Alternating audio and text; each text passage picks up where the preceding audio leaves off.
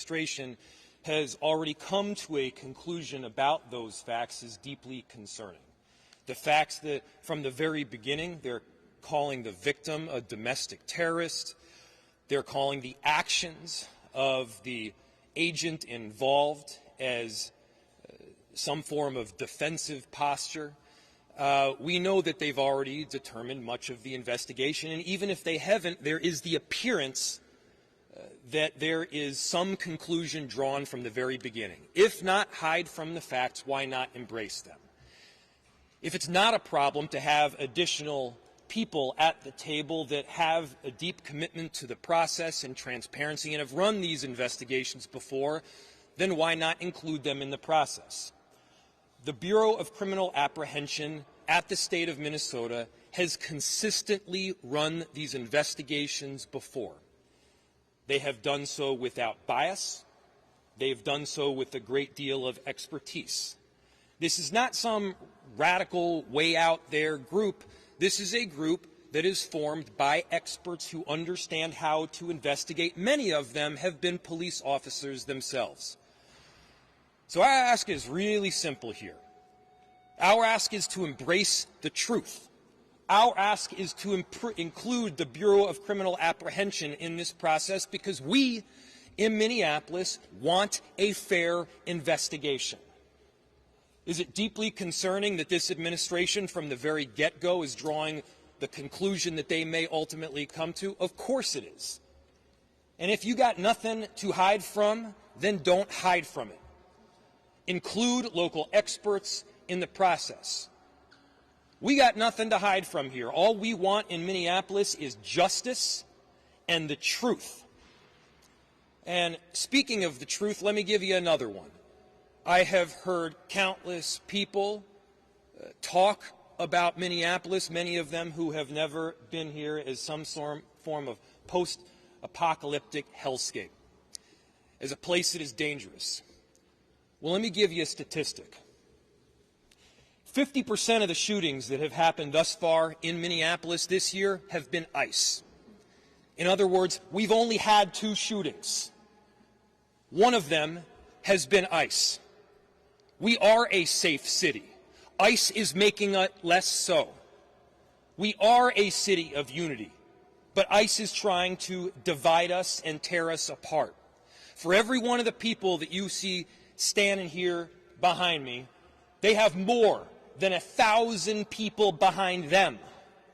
They have people that are committed to their neighbors, committed to integrity, committed to justice, and committed to getting the truth. We will not back down from it. Among those that won't back down from it is the person who I'm about to introduce. His ward is right on the borderline of where this particular shooting happened, and that is Councilmember Jason Chavez. Would you please give him a warm round of applause?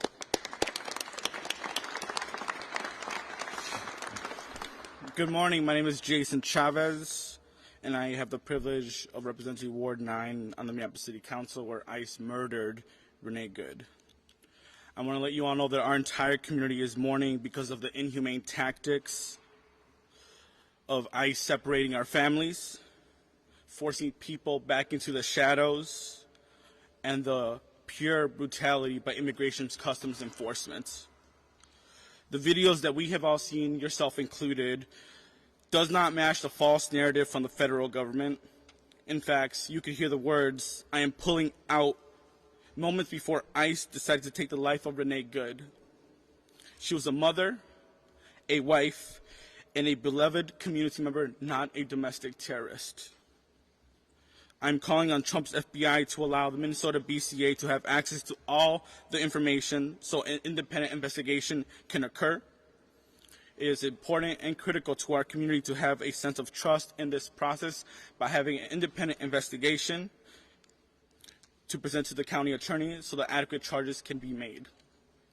But most importantly, I am here on behalf of my entire community, echoing the calls to arrest, to prosecute and fire this ICE agent who murdered Renee Good, and to hold those accountable complicit in this crime. What has descended upon Minneapolis and in this state is not the American dream. It is not what the American dream is about. Our immigrant neighbors are here to work. They're here to provide for their family and to achieve prosperity.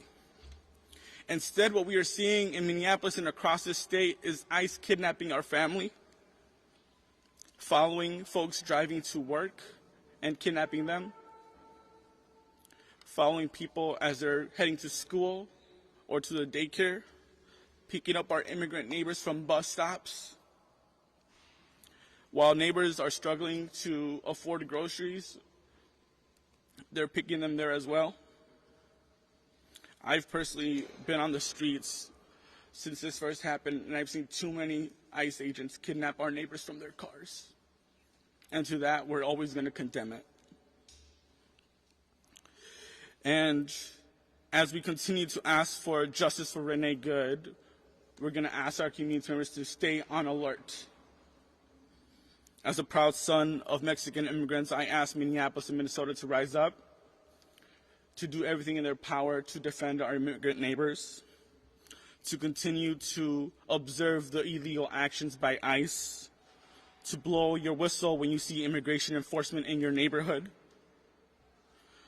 to get trained on rapid response so you can educate your neighbors on what is happening on your block, to provide rides to your immigrant neighbors who need to go to work, who need to get groceries, who need to see their children come back home safely, to help your immigrant neighbors move their cars during snow emergencies, because what we are seeing is many of our immigrant neighbors being picked up simply by moving their cars. To help your neighbors take out the trash, because there are many reports of neighbors being kidnapped while they are taking their trash out. To support our immigrant-owned businesses, to drop off groceries to our children, mothers, fathers, our community members that are starving, and to let know that ICE is not welcome in this city and in this state. And lastly, we're here to demand justice for Renee Good.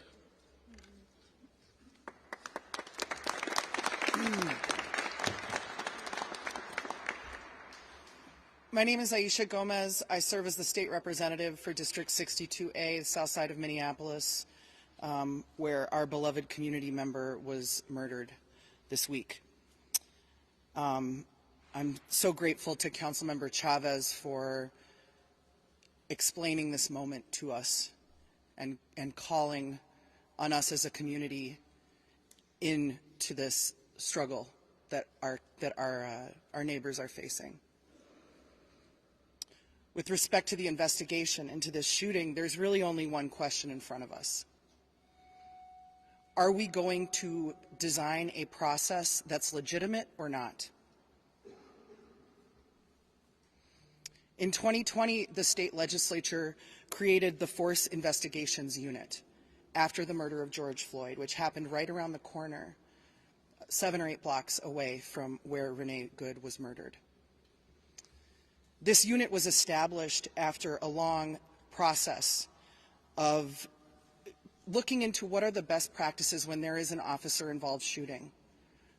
We learned a lot about this in 2020 in Minneapolis, unfortunately.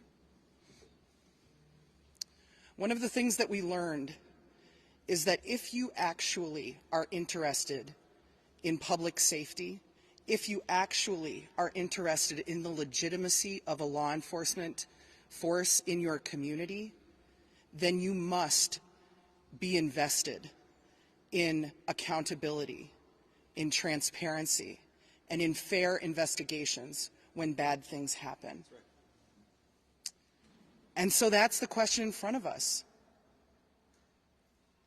Do we want a legitimate investigation that pulls in the professionals of the Minnesota Bureau of Criminal Apprehension who are trained to do this, who have done this over and over, who have the kind of local connections and local legitimacy that the FBI could just never have because they don't have that kind of presence here?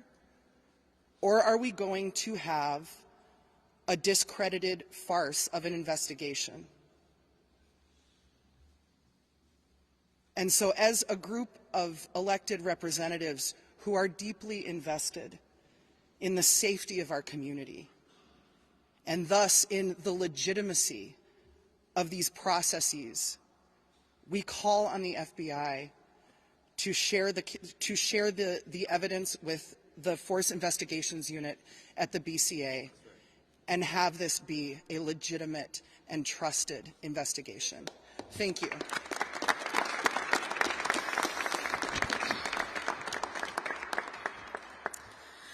I'm Hennepin County Commissioner Irene Fernando, but you can call me Commish.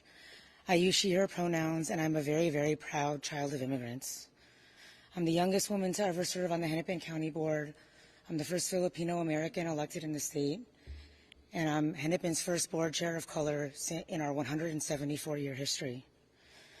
My heart is grieving for Renee and her family. This is an unimaginable and preventable loss. I honor Renee's humanity and life, and I acknowledge the deep pain felt by her loved ones and neighbors. The taxpayer-funded actions and harm we are experiencing right now are inhumane, unlawful, and unconstitutional. United States due process means that justice is pursued through legal action, credible investigation, and courts, not through guns, murder, and violence on our streets. There's jarring footage that show ICE agents stage at elementary school bus stops and going door to door. Often agents are unwilling to provide a badge number, a warrant, or any legal documentation. This is a terrifying reality for Minnesotans since we are still grieving Speaker Hortman's assassination due to the impersonation of a police officer at her doorstep.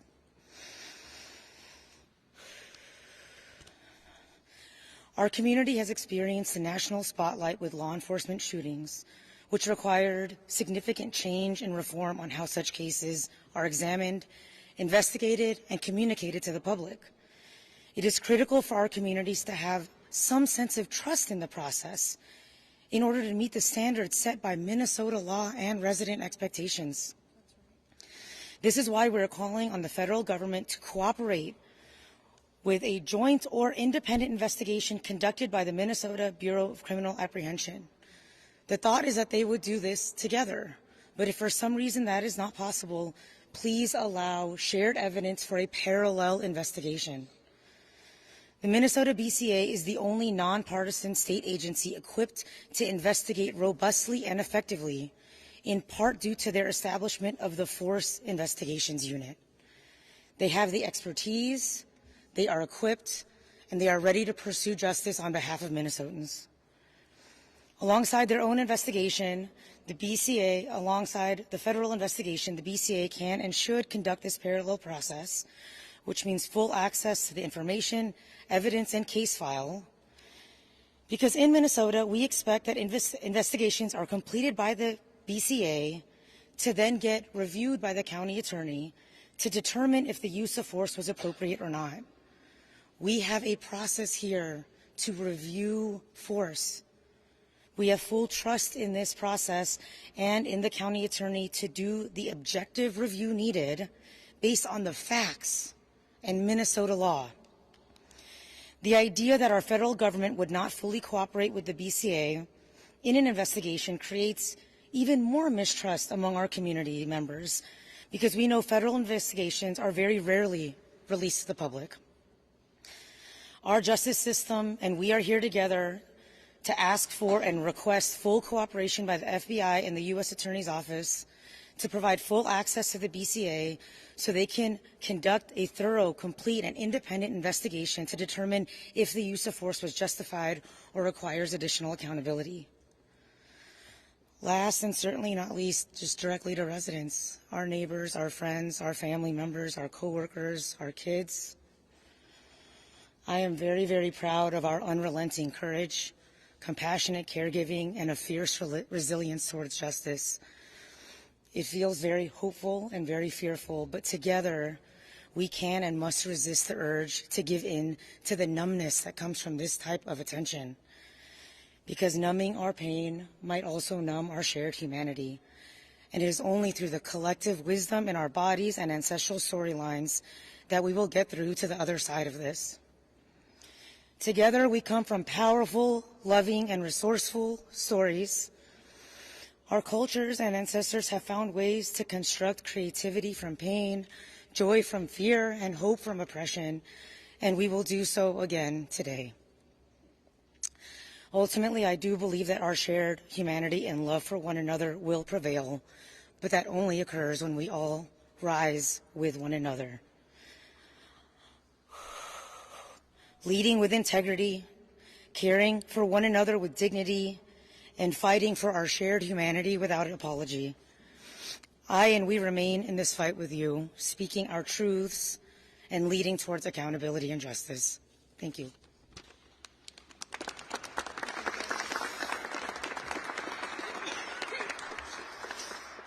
Good morning, everybody. I am State Senator Zaida Mohammed.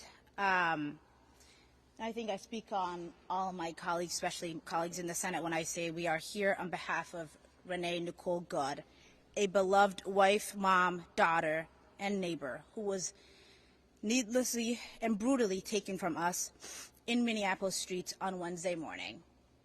That night, thousands of us gathered at the site to grieve the loss and to mourn Renee and to rally for justice.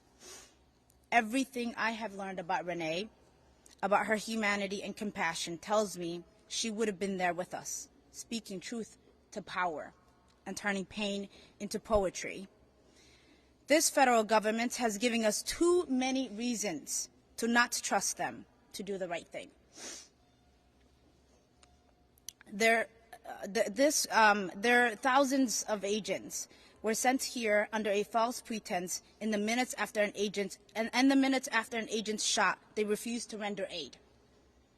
And their leaders have used every opportunity since this tragedy to lie about the facts, to lie about Renee, and to blame her for her own murder. There were many witnesses to Renee's murder, and the horrific videos we have seen make us all witnesses. This was a crime in broad daylight, and the attempt to cover it up is another. Renee is owed the same rights we promise to every American: due process, respect, and truth. We know what we saw, and everything short of a full and an honest investigation is an insult to her memory. Everything she stood for, and everything we stand for as Americans. At 10 o'clock today, we will honor the life and legacy of Renee Nicole Good with a moment of silence. Every moment before that and every moment after that, we will honor Renee by remembering our neighbor and calling for justice at the top of our lungs. And with that, we will take questions.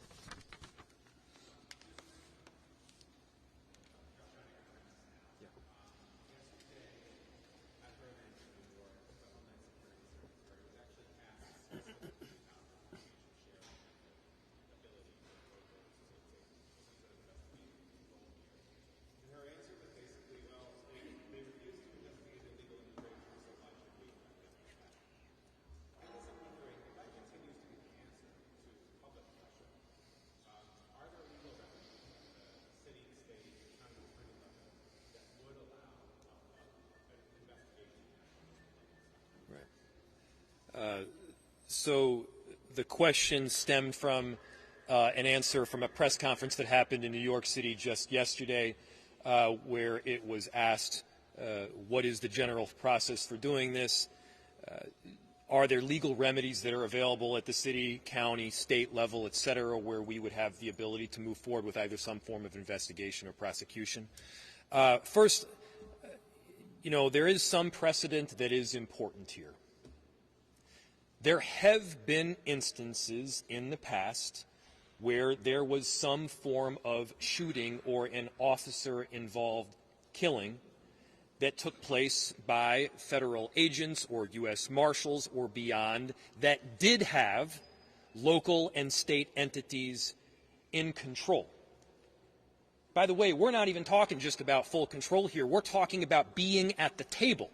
We're talking about an investigation that includes the Bureau of Criminal Apprehension. And for those that may say that we have a predetermined outcome, we are not the ones that are conducting the investigation. The investigation would be conducted by the Bureau of Criminal Apprehension. They are well equipped to do it. They have a long track record of doing thorough investigations and, by the way, coming to results that both saw culpability and a lack thereof. As far as the legal mechanism to do so, I'm not going to jump the gun here and give you a mechanism to prosecute through the county or the state before we actually know what that legal remedy looks like. But I can assure you there is potential there that is available. Go here and there.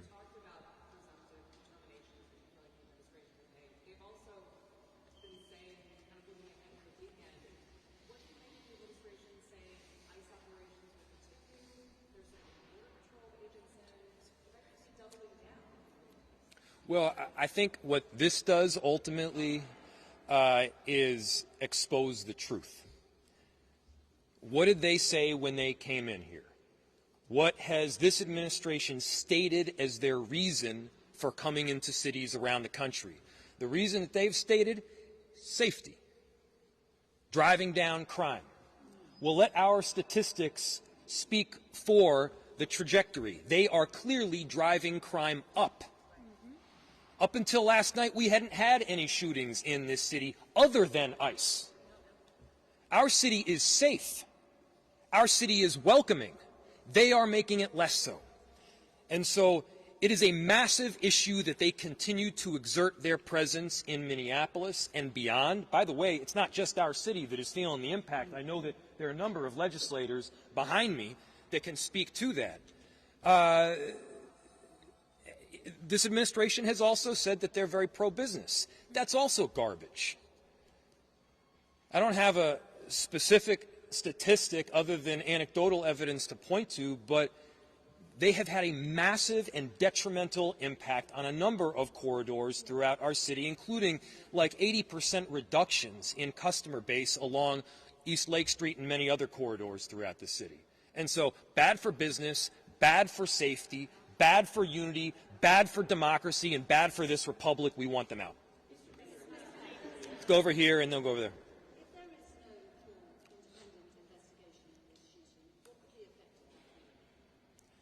So the question is, if there's no full independent investigation of this shooting, what will the effect be?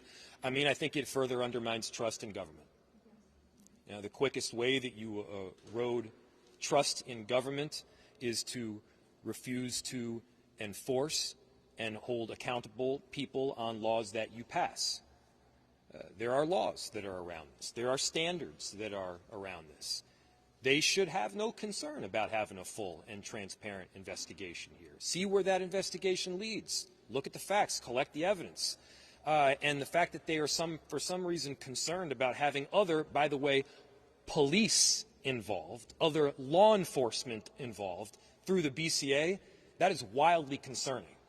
We're not asking to be at the table in this investigation here. We do think that people that have some willingness to see things clearly are.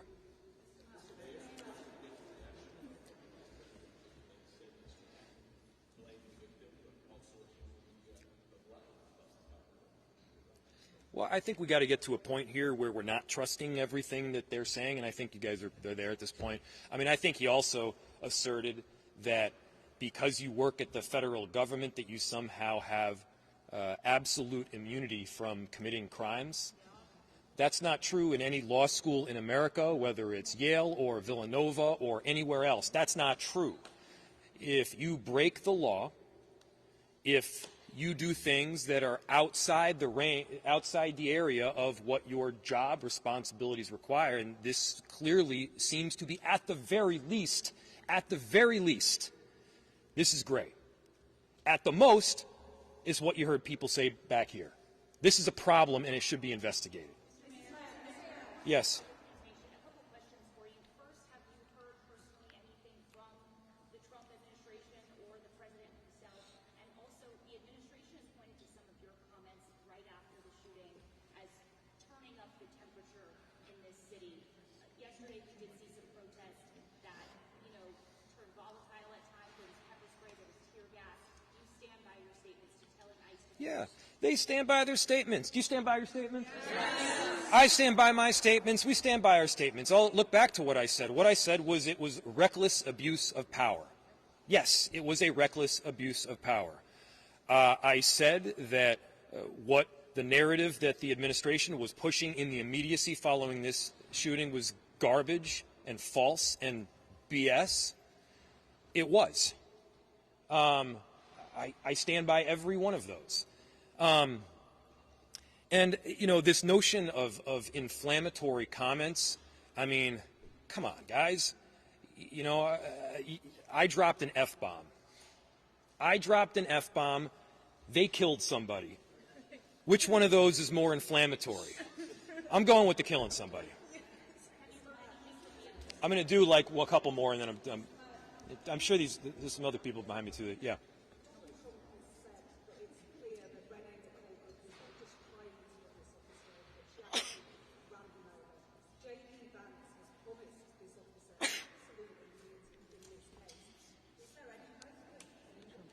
Yeah, that seems, the way you put it, it's pretty grim. What you just said, and I think, to repeat for everybody, Donald Trump said that Renee ran the ICE agent over. Don't take my word for it. Don't take their word for it. Watch the video from every single angle. I mean, the ICE agent walked away with a hip injury that he might as well have gotten from closing a refrigerator door with his hips.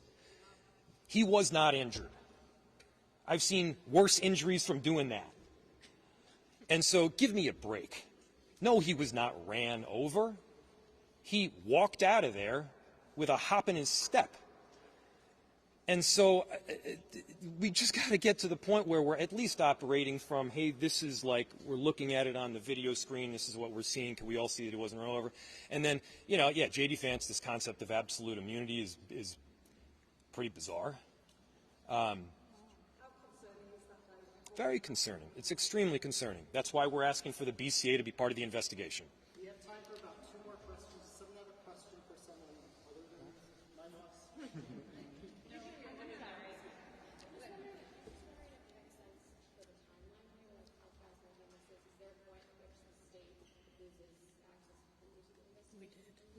Do you want to answer that? I don't know the exact timeline, but I imagine the answer is yes. Go for it. Jamie Long, State Representative, Minneapolis Representative. There have been instances in the past where the FBI has shared information weeks after or even months after. It would be much better if the Bureau of Criminal Apprehension were able to be involved right now. There is time-sensitive evidence. There are memory lapses that happen if you aren't able to interview witnesses right away. And so they were invited by the FBI to participate in the investigation jointly originally. And then for some reason they decided to walk away. We are asking for their full participation as the FBI intended originally. They were clearly told by somebody that they couldn't participate anymore. And when you have the President of the United States, the Vice President, the FBI Director of Homeland Security already coming to conclusions, and then they are told on the ground that they can no longer be involved with local investigators, that causes a lot of concern. And to us, time is important, but they should be involved in the investigation at any time that they're allowed to be.